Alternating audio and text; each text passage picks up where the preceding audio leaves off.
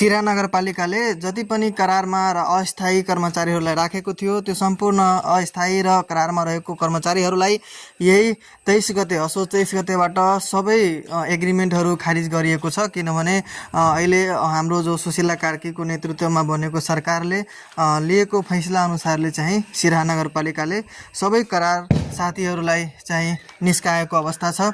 त्यसकारणले गर्दा तपाईहरूलाई म यो कुरा भन्न चाहन्छु कि तपाईहरूले जिन्दगीमा जहिले पनि जे गरे पनि कुनै पनि नेताको चाक्रुसी गरेर या कुनै पनि नेताको चाकरी गरेर यदि तपाईले जागिर खानुहुन्छ भने द्याट इज कल यस्तै अवस्था हुनेछ। त्यसकारणले तपाईले लडेर होस्, तपाईँ आफ्नो ट्यालेन्सी हेराएर होस्, तपाईले आफूमा भएको जुनुनको आधारमा यदि तपाईले कुनै पनि काम गर्नुभयो भने तपाईले आफ्नो लाइफमा सक्सेस भइसके पछाडि त्यो सक्सेसलाई कसैले पनि टाल्न सकिँदैन। त्यसकारणले गर्दा त्यस्तो अवस्था आउँदैन।